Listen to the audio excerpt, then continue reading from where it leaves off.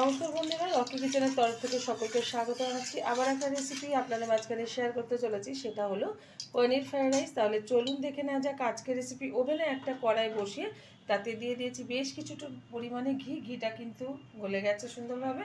আর এদিকে ছোটো ছোটো টুকরো করে পনিরগুলো রেখেছি। এটা আমি হালকা করে ভেজে তুলে নেবো একটা পাত্রে। ঘিয়ে কিন্তু এই পনিরটা ভেজে নিলে খুব সুন্দর একটা ফ্লেভার আসে। আর খুব অল্প উপকরণ দিয়ে কিন্তু, ঘরে থাকা অল্প উপকরণ দিয়ে কিন্তু আমি আজকে এই ফ্রাইড রাইসটা বানাবো। প্রত্যেকের ঘরে কিন্তু কম বেশি থেকে থাকে, যেহেতু শীত এখন প্রত্যেকের ঘরেই অল্প পরিমাণ হোক বেশি পরিমাণ হোক সবজি থেকে থাকে, আর সেটা দিয়ে আজকে ফ্রাইড রাইসটা বানাচ্ছি। পনিরগুলো ভেজে তুলে নিয়েছি একটা পাত্রে। এখন এই ঘিয়ের মধ্যে দিয়ে দেবো কুচিয়ে রাখা গাজর,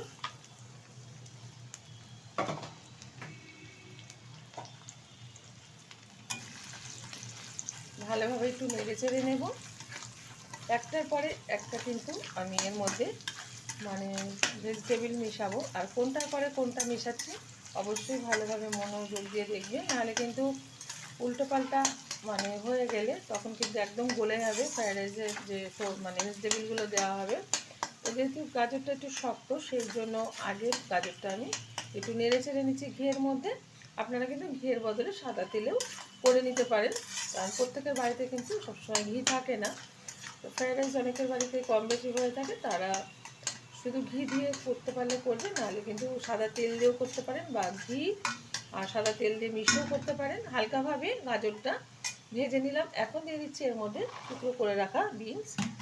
এটাও কিন্তু একটু নেড়ে চেড়ে নেবো বেশ কিছুক্ষণ, কারণ এই দুটো ভেজিটেবলই কিন্তু একটু শক্ত, তাই একটু সময় নিয়ে আমি ভেজে নিচ্ছি। বিনস ও কিন্তু গাজরের সাথে সুন্দরভাবে ভেজে নিয়েছি একটু সময় নিয়ে। এখন দিয়ে দেবো এর মধ্যে ক্যাপসিকাম, এটাও একটু নেড়ে চেড়ে নিচ্ছি। যেহেতু ক্যাপসিকাম কিন্তু একদম নরম ভেজিটেবল, সে কারণে এটা পরে ব্যবহার করলাম।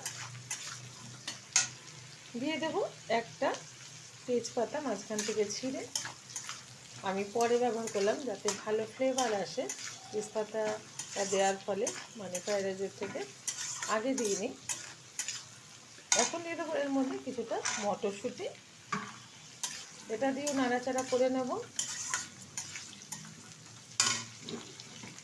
দিয়ে দিচ্ছি কিছুটা কাজু আর কিছুটা কিশমিশ। আপনারা কাজুর বদলে চীনাবাদামও ব্যবহার করতে পারেন, সবসময় সবার ঘরে কিন্তু কাজু বাদাম থাকে না, তো চীনাবাদামটা দিয়েও ফ্রাইড রাইসটা করলে ভালো লাগবে। এবার বেশ কিছুক্ষণ আমি নেড়ে চেড়ে নিচ্ছি ঘিয়ের সাথে। ভালোভাবে কিন্তু সবজিগুলো আমি ভেজে নিয়েছি।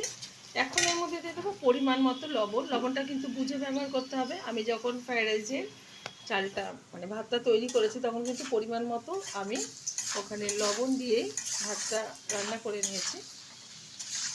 এখন দিয়ে দিচ্ছি এর মধ্যে কিছুটা গোলমরিচের গুঁড়ো,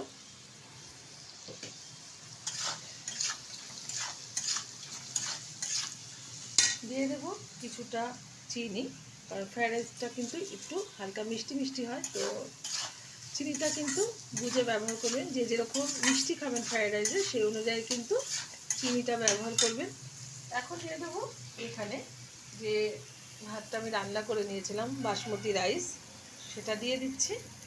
আর অল্প অল্প করে নাড়িয়ে নিচ্ছি, যেহেতু একবারে কিন্তু এটা নাড়ালে হবে না, পড়ে যাওয়ার ভয় আছে।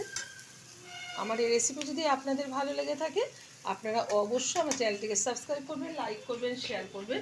আর ঠিক আজকে যেরকমভাবে ফ্রাইড রাইস বানানো দেখালাম ঘরে থাকা অল্প উপকরণ দিয়ে শীতের সময়, আশা করি আপনাদের ভীষণ ভালো লেগেছে বা ভালো লাগবে, বানিয়ে খাবেন। ভালোভাবে কিন্তু মিশিয়ে দিচ্ছি আমি ফ্রাইড রাইসের ভাতটা সবগুলো ভেজিটেবলের সাথে। এখন দিয়ে দেবো কয়েকটা কাঁচা লঙ্কা, যাতে ঝাল লাগবে।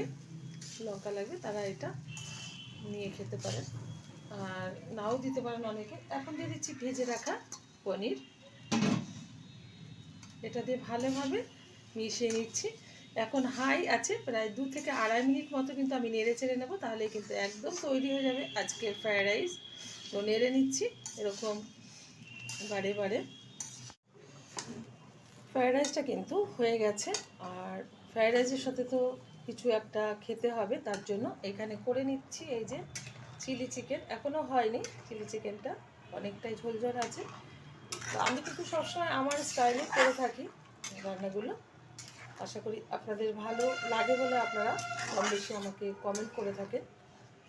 তো এখন হয়ে গেছে, এদিকে ফ্রায়েড রাইসটা নামিয়ে নিচ্ছি, আর এদিকে চিলি চিকেনটা হয়ে গেলে আমি প্লেটে সার্ভ করব আমার পরিবারের জন্য। দেখা হবে পরের ভিডিওতে নতুন কোনো রেসিপি নিয়ে। ধন্যবাদ।